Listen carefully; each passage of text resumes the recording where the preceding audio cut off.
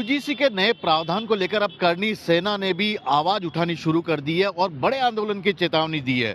श्री करणी सेना के प्रमुख हमारे साथ हैं महिपाल मकराना जी। क्यों विरोध हो रहा है? सरकार इस पे बहुत सारे तर्क दे रही है। सरकार के मंत्री हर रोज आकर बार बार बोल रहे हैं कि इसमें कुछ गलत नहीं है। मैं आपसे पूछना चाह रहा हूं आपके चैनल के माध्यम से, किसी ने डिमांड करी इसकी? किसी ने पूछा? किसी ने बोला कोई विद्यार्थी ने कि हमें ऐसा एक्ट चाहिए?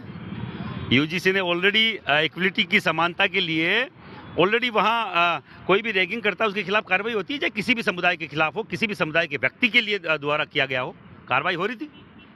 अब जो ये एक्ट आया है, मुझे आप बताएं, रोलेक्ट एक्ट जो यूजीसी का है इक्विटी के लिए, समानता के लिए, ये रोलेक्ट एक्ट एक आया था 1919 में, 27 मार्च 1919 सिडनी रोलेक्ट ने ये एक्ट पेश किया था और उन्होंने एक तर्क दिया कि कोई भी व्यक्ति को हम बिना बात उठा सकते हैं, बंद कर सकते हैं और उसकी कोई जमानत नहीं होगी, उसकी कोई सुनवाई नहीं होगी जब तक सरकार ना चाहे। वो सेम सा एक्ट है, न तो वकील है, न दलील है और न अपील है। सामान्य वर्ग के बच्चे के साथ न वकील, न दलील, न अपील, ये तीनों के तीनों लगाकर चौथा आपकी सुनवाई करने के लिए कोई जनप्रतिनिधि वहां नहीं, न कोई व्यक्ति विशेष वहां पर है जो आप जिसके सामने जाके अपना दुखड़ा रो सके। तो आप बताइए, इस एक्ट के कारण से पहले दिन सामान्य वर्ग के बच्चे को अपराधी घोषित कर दिया गया कि तू तो अपराधी है। पहली बात, जो दलील दे रहे नेता, मैं उनको पूछना चाह रहा हूं, क्या सामान्य वर्ग में पैदा होने वाला व्यक्ति अपराधी है? बिना बात अपराधी घोषित कर दिया गया। दूसरा, अपराधी के साथ उसकी सुनवाई नहीं की जाएगी, उन सबकी सुनवाई होगी। अगर कोई फर्जी हम पे शिकायत दर्ज हो गई, उसके ऊपर कोई कार्रवाई नहीं करेंगे, है ही नहीं। उस एक्ट में कोई लाइन नहीं है कि उसके ऊपर कोई, पहले कार्रवाई का था मामला, इन्होंने हटा दिया।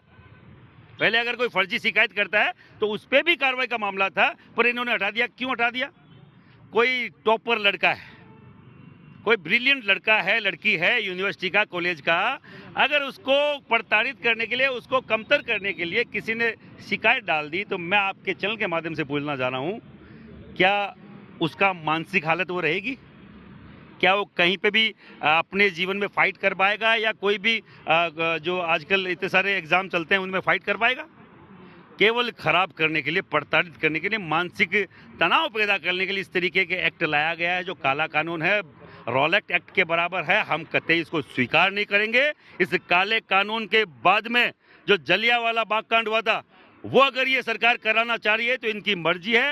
ये सामने विधानसभा है राजस्थान की, कल 28 तारीख से विधानसभा चालू हो रही है। विधानसभा का घेराव की तारीख तय करेंगे। बढ़िया ब्राह्मण राजपूत जो है कायस्थ, इसमें आपका हरियाणा का जाट भी आता है, महाराष्ट्र का मराठा आता है, गुजरात का पाटीदार आता है, आपके बिहार का भूमियार आता है। ये हम अकेले प्रताड़ित नहीं होंगे, वो सब जातियों के छात्र प्रताड़ित होंगे।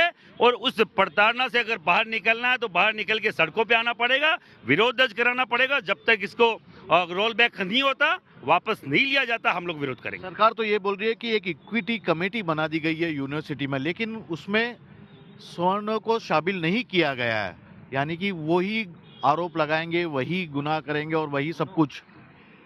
मैं ही आरोप लगाऊं, मैं ही निर्णय दूं, ये कैसे संभव है? आरोप लगाने वाला भी मैं ही हूं, निर्णय देने वाला भी मैं ही हूं, प्रताड़ित होने वाला भी मैं ही हूं। अरे भैया, कैसे संभव? आप बताओ। ये इक्विटी फोर्स है या जो भी डिपार्टमेंट है, ये इक्विटी, नाम ही इक्विटी नहीं है, उसका होना ही नहीं चाहिए। जब समानता वही नहीं है तो समानता आएगी कैसे? जब मुझे सुनने वाला कोई गार्जियन मेरी जाति बिरादरी का नहीं है तो मुझे सुना कैसे जाएगा? ये बता दीजिए आप मुझे। सरकार आपकी है, कह रहे हैं कि हिंदुओं के वोट पर सरकार बनी है, सनातनियों के वोट पर सरकार बनी है, फिर ये चोट। सरकार, इन्होंने नारा दिया कि बटोगे तो कटोगे, बांट खुद रहे। हिंदुत्व की बात करते हैं, चुनाव आते जब हिंदू हिंदू हिंदू हिंदू। अब क्या हम हिंदू नहीं है? क्या बढ़िया ब्राह्मण राजपूत हिंदू नहीं है? पाटीदार हिंदू नहीं है? भूमियार हिंदू नहीं है? क्या हरियाणा का जाट हिंदू नहीं है? मुझे आप बताएं कौन हिंदू नहीं है? अगर हम हिंदू नहीं है तो हमें तय करेगा भैया ये जो भी स्वर्ण है ये हिंदू नहीं है। हिंदू केवल ये 3-4 जातियां जो हम डिसाइड करेंगे वही है।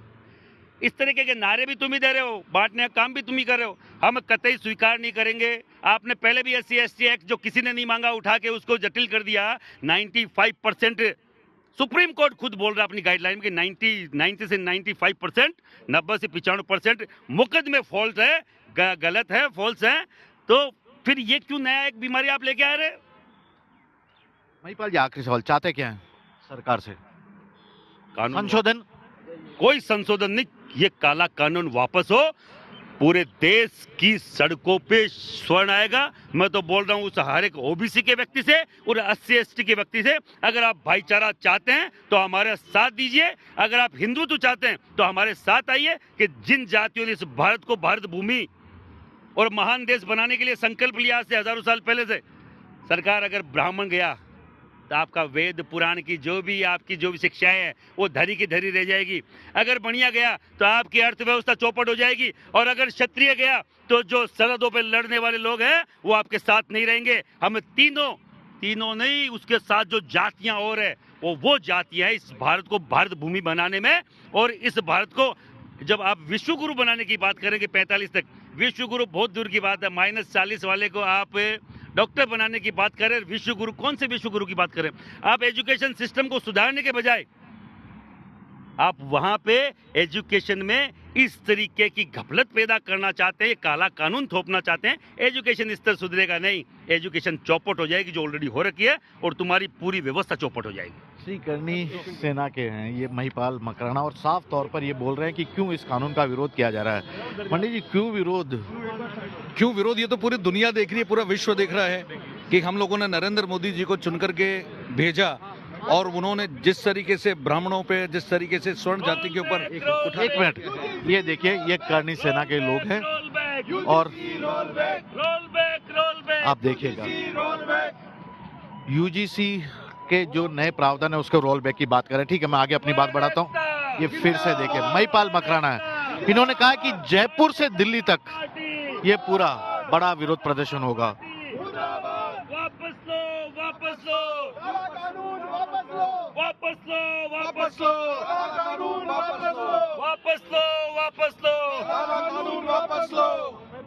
तो करनी सेना का आपने देख लिया, आक्रामक रुख, आक्रामक बयान भी सुन लिया कि इसमें संशोधन बिल्कुल नहीं, अब इसे वापस लेना ही पड़ेगा। पंडित जी बताइए जी, क्यों घबरा रहे? सरकार तो कह रही है सब कुछ भी नहीं है, समानता के लिए नहीं घबरा रहे हैं।